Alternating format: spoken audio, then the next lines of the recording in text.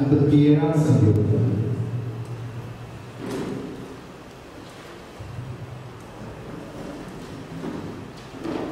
സങ്കീർത്തനം 57.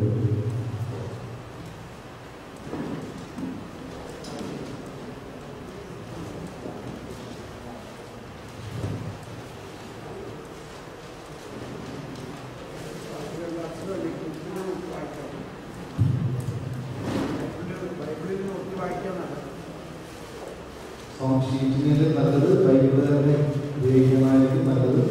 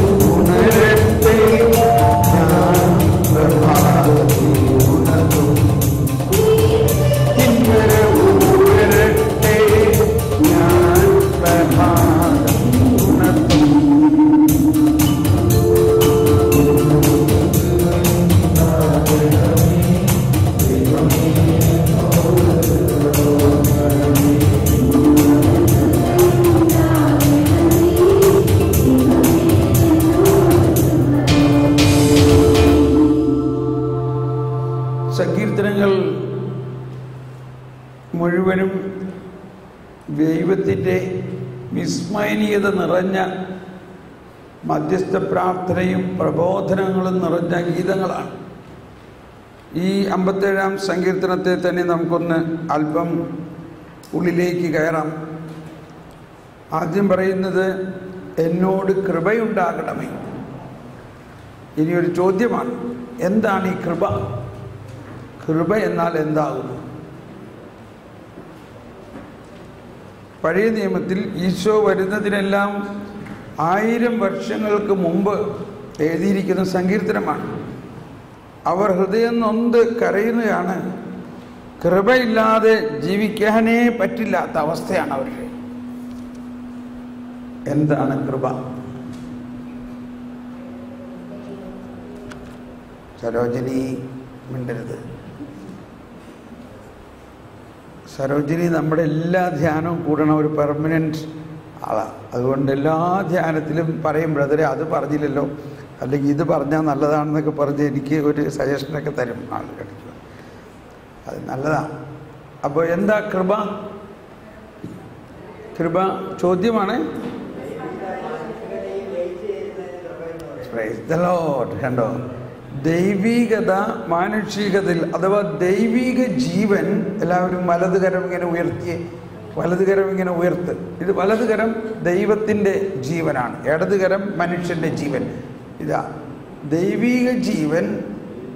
കേട്ടോ, ഇങ്ങനെ ഇങ്ങനെ ഇങ്ങനെ കാണിച്ച് എല്ലാവരും. ദൈവിക ജീവൻ മാനുഷികതയിലേക്ക് ഇതാ വന്നു വന്ന് വന്ന് വന്ന് മാനുഷികതയിൽ ലയിച്ച് മാനുഷികതയെ ദൈവീകരിക്കുന്നു. മനസ്സിലായോ? ഇപ്പൊ മാനുഷികത എവിടെ പോയി? മാനുഷികത ദൈവീകരമായി മാറി. അതാണ് നമ്മൾ സീറോ മലബാർ കുർബാനയിൽ പ്രാർത്ഥിക്കുന്നുണ്ട്, ദൈവമേ അങ്ങയുടെ ദൈവിക ജീവനിൽ ഞങ്ങളെ പങ്കാളികളാക്കാൻ അങ്ങ് ഞങ്ങളുടെ മനുഷ്യ സ്വഭാവം സ്വീകരിച്ചു. അപ്പോൾ കൃപയാണല്ലോ നമ്മളെല്ലാ ദിവസവും ഏറ്റവും കൂടുതൽ പ്രാർത്ഥിക്കുന്ന ഒരു വിഷയമാണ് കൃപ. എന്നാൽ ഈ കൃപ നമ്മൾ ശരിക്കും ഇത് അർത്ഥമറിഞ്ഞിട്ട് വീണ്ടും ഒന്ന് പാടാൻ പോവുകയാണ്. ഇത്ര നേരം നമ്മൾ പാടിയ മാതിരിയല്ല ഇനി പാടുമ്പോൾ. കൃപ എന്നത് ദൈവീക ജീവൻ മാനുഷികതയിൽ ലയിച്ച് മാനുഷികതയെ ദൈവീകരിക്കുന്നതാണ്. ഇത് സംഭവിച്ചു കഴിഞ്ഞിരിക്കുന്നു. യേശുക്രിസ്തുവിലൂടെയാണ് ഇത് സംഭവിച്ചത്. യേശുക്രിസ്തു തന്നെ കൃപയാണ്. കാരണം യേശുക്രിസ്തുവിൽ മാനുഷികതയും ദൈവികതയും പൂർണ്ണമായി ലയിച്ചിരിക്കുന്നു. ആ മാനുഷികതയും ദൈവികതയും ചേർന്നിരിക്കുന്ന ദൈവം തന്നെയായ യേശു നമ്മുടെ ആത്മാവിലേക്ക് ലയിച്ചുകൊണ്ട് നമ്മുടെ ജീവനെ ദൈവീകരിച്ച് കഴിഞ്ഞിരിക്കുന്നു. ഇതാണ് നമ്മൾ മാമോദീസായെ കുറിച്ച് മനസ്സിലാക്കിയില്ലേ? ഇത് സംഭവിച്ചു കഴിഞ്ഞിരിക്കുന്നു. ഇത് വിശ്വസിച്ചാൽ മാത്രം മതി.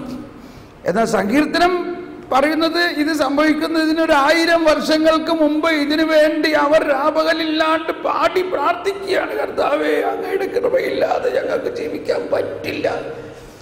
ഈ പാപത്തിന്റെ ശിക്ഷയും കൊണ്ട് ഞങ്ങൾ നരകീയ അനുഭവത്തിലാണ്. എന്നാൽ ഈ കൊടുങ്കാറ്റ് കടന്നു പോകും. അതാണ് എന്താ കൊടുങ്കാറ്റ് എന്ന് പറഞ്ഞാൽ? കൊടുങ്കാറ്റ് എന്ന് പറഞ്ഞാൽ മനുഷ്യന് അത് മാറ്റാൻ പറ്റില്ല. പക്ഷേ കൊടുങ്കാറ്റാണെന്ന് മനസ്സിലായാൽ പിന്നെ നമുക്കൊരാശ്വാസമുണ്ട്. ഇത് കുറച്ച് നേരത്തേക്ക് ഉണ്ടാവുള്ളൂ. അതെപ്പോഴും ഇങ്ങനെ അടിച്ചുകൊണ്ടിരിക്കുകയാണ് ഈ കൊടുങ്കാറ്റല്ല. അതുകൊണ്ട് അത് കടന്നു പോകുന്നത് വരെ ഞാൻ അങ്ങയുടെ ചിറകിൻ കീഴിൽ ശരണം പ്രാപിക്കുന്നു. മനസ്സിലായോ? അത് മാത്രമേ അന്ന് നിവൃത്തി ഉണ്ടായിരുന്നുള്ളൂ. പാപവും പാപത്തിൻ്റെ ഭയാനകമായ അവസ്ഥയും മോശയുടെ നിയമത്തിൽ പാപത്തിനൊരു പ്രതിവിധി പറഞ്ഞിട്ടില്ല. അവിടെ പാപം ചെയ്യാതിരിക്കണം, കണിശമാണ്. എന്നാൽ അത് മനുഷ്യന് സാധിക്കണമില്ല. പാപം ചെയ്താലോ, പാപം ചെയ്താൽ എന്ത് കിട്ടും? ഉടനെ ശിക്ഷ കിട്ടും. അല്ലാതെ ഒരു വ്യവസ്ഥ അവിടെ ഇല്ല. പാപിയോട് ക്ഷമിക്കുന്ന ഒരു ഉടമ്പടിയല്ല ആദ്യത്തെ ഉടമ്പടി. പാപിയെ ശിക്ഷിക്കുന്ന ഒരു ഉടമ്പടിയാണ്. ആ ശിക്ഷയെക്കുറിച്ച് ഭയന്ന് വിറച്ച് കണ്ടോ, അതാണ് വിനാശത്തിൻ്റെ ഈ കൊടുങ്കാറ്റ് കടന്നു പോകുവോളം ഞാൻ അങ്ങയുടെ ചിറകിൻ കീഴിൽ ശരണം പ്രാപിക്കും. നീ എന്താ ചെയ്യണേ? ഇനി എവിടെ നിന്നാണ് ഈ കൃപ വരുന്നത്? അത്യുന്നതനായ ദൈവത്തെ ഞാൻ വിളിച്ചപേക്ഷിക്കുന്നു. കണ്ടോ പ്രാർത്ഥന, എന്താ പ്രാർത്ഥന? അത്യുന്നതനായ ദൈവത്തെ ഞാൻ വിളിച്ചപേക്ഷിക്കുന്നു. കണ്ടിന്യൂ. എനിക്ക് വേണ്ടി എല്ലാം ചെയ്തു തരുന്ന ദൈവത്തെ തന്നെ. കണ്ടോ, എനിക്ക് വേണ്ടി ഒന്ന് നീട്ടി പറഞ്ഞ, എനിക്ക് വേണ്ടി എല്ലാം ചെയ്തു തരുന്ന, എനിക്ക് വേണ്ടി എല്ലാം ചെയ്തു തരുന്ന. ഒന്നൊരു പടി, എനിക്ക് ചെയ്തു തരുന്ന ദൈവത്തെ തന്നെ. വീണ്ടും അത്യുന്നതൻ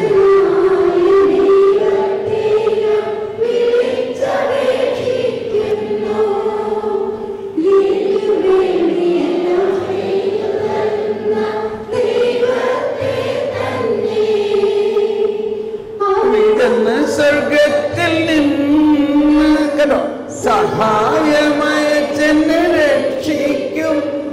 എന്നെ ചവിട്ടി മെതിക്കുന്നവരെ അവിടെ മതി. അപ്പോ ഈ സഹായം, അത്യുന്നതനായ ദൈവം സ്വർഗത്തിൽ നിന്ന് സഹായം അയച്ചാൽ മാത്രമേ നമ്മുടെ പാപത്തിൽ നിന്നും നമ്മുടെ ഈ ഭയാനകമായ അവസ്ഥയിൽ നമുക്ക് രക്ഷയുള്ളൂ. ആ സ്വർഗത്തിൽ നിന്നുള്ള സഹായമാണ് യേശുക്രിസ്തുവിൻ്റെ വരവ്. യേശു മനുഷ്യനായി അവതരിച്ചതിലൂടെ യേശു തന്നെ പറഞ്ഞതെന്താ?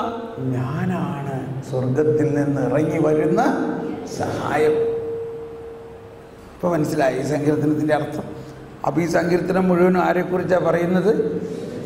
യേശുവിനെ കുറിച്ചും യേശുവിലൂടെ വരാനിരിക്കുന്ന രക്ഷയുടെ വലിയ രഹസ്യങ്ങളാണ് ഇതിൽ പറയുന്നത്. ആ സഹായത്തിൻ്റെ മറ്റൊരു വശം കരുണയാണ്. ദൈവം തൻ്റെ കാരുണ്യവും വിശ്വസ്തതയും അയക്കും. ദൈവമേ, അങ്ങ് ആകാശത്തിനു മേൽ ഉയർന്നു നിൽക്കണമേ, അങ്ങയുടെ മഹത്വം ഭൂമിയിൽ എങ്ങും നിറയട്ടെ.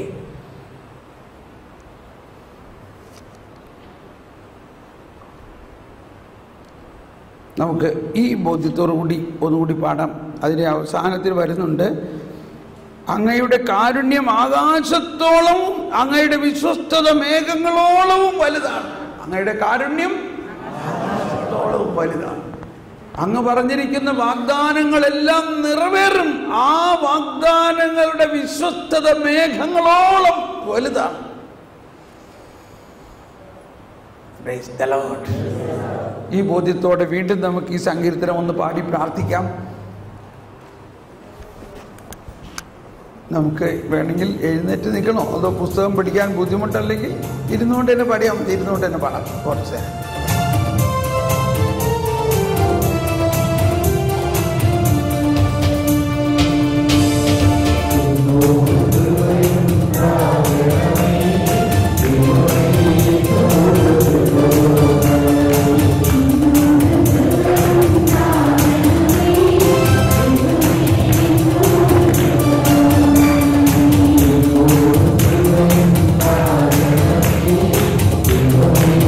Oh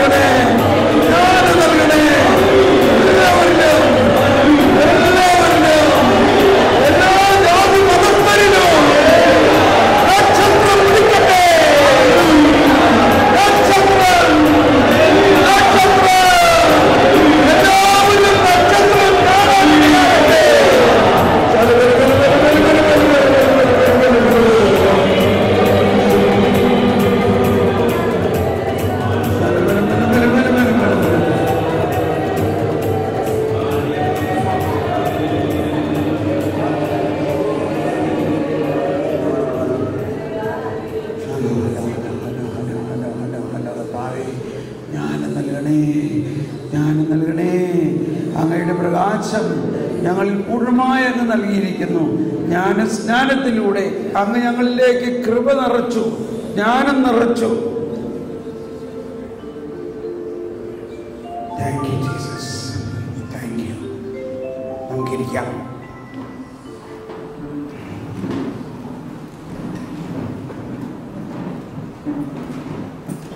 ഞാൻ നേരത്തെ പറഞ്ഞു, ഷാജി ഇല്ല, പവർ ഒന്ന് ഈ പവർ കോഡ് അമർത്തിക്കും.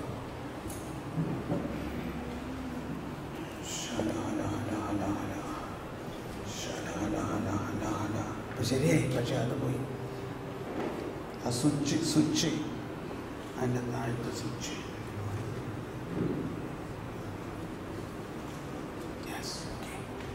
ഓക്കെ.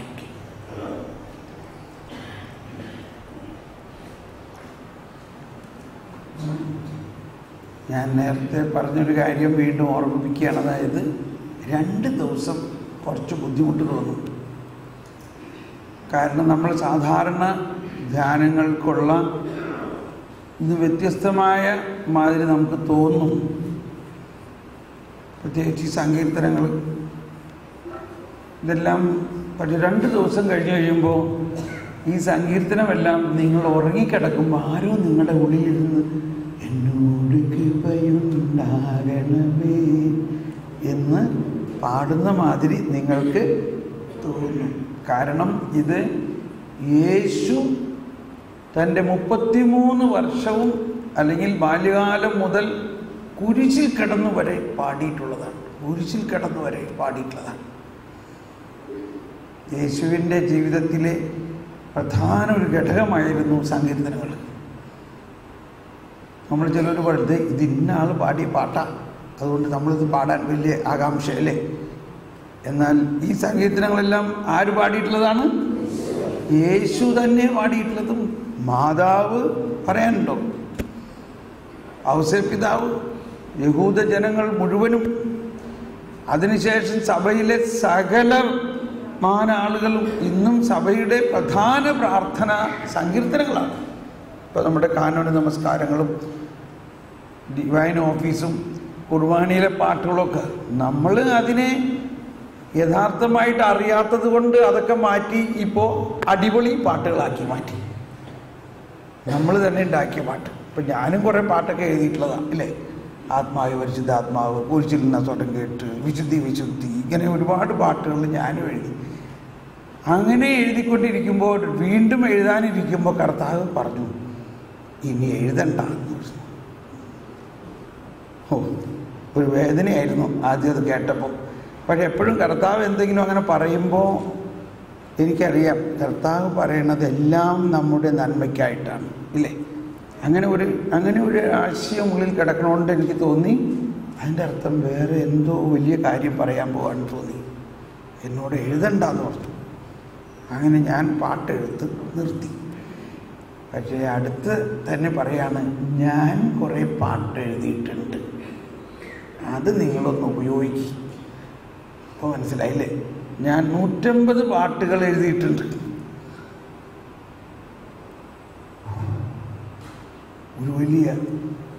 ഒരു വലിയ ജ്ഞാനം ഇല്ലേ, ഒരു വലിയ ജ്ഞാനം.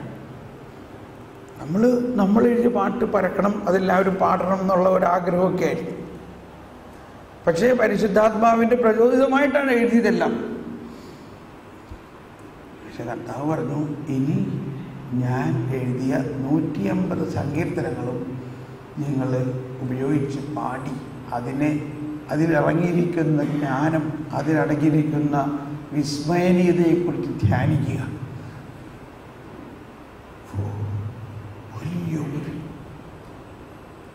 അങ്ങനെ ആ സങ്കീർത്തനങ്ങൾക്ക് ആദ്യം ട്യൂൺ കൊടുക്കാൻ തുടങ്ങിയപ്പോൾ ഭാഗവതന്മാർ പറഞ്ഞു, ഇതിങ്ങനെ തന്നെ പാട്ടാക്കാൻ പറ്റില്ല, അത് കട്ടയ്ക്ക് ഒതുങ്ങണില്ല, മീറ്ററിങ് കിട്ടണില്ല, അതുകൊണ്ട് കുറച്ച് മാറ്റണം.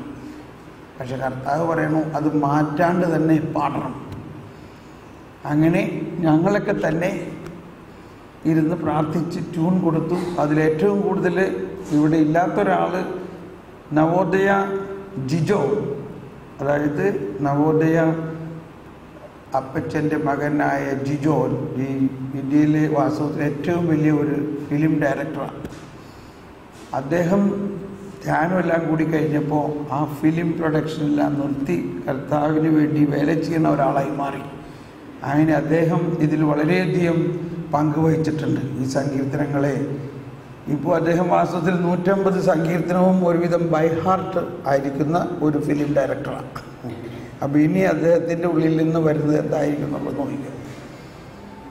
അപ്പം അങ്ങനെ നമ്മളുടെ ടീമെല്ലാം ദിനരാത്രം ഇരുന്ന് ഒരുപക്ഷെ 10 വർഷമായി ഇത് ആരംഭിച്ചിട്ട് 10 വർഷത്തെ പ്രയത്നത്തിൻ്റെ ഫലമാണ് ഇപ്പോൾ നിങ്ങൾക്ക് ക്യാപ്സൂളായിട്ട് കിട്ടുന്നത്. മനസ്സിലായിട്ടുണ്ടോ? ഇനി നിങ്ങളിതിൻ്റെ റിസർച്ച് നടത്തണ്ട, ഞങ്ങളതെല്ലാം ചെയ്തു, ഇനി നിങ്ങളതങ്ങ് വിഴുങ്ങിയാൽ മതി. അപ്പോൾ ഈ സങ്കീർത്തനങ്ങളിൽ പ്രധാന രഹസ്യം ഇത് നമ്മൾ പാടാൻ തുടങ്ങി കഴിയുമ്പോൾ യേശുവിൻ്റെ രക്ഷാകര രഹസ്യങ്ങൾ മുഴുവൻ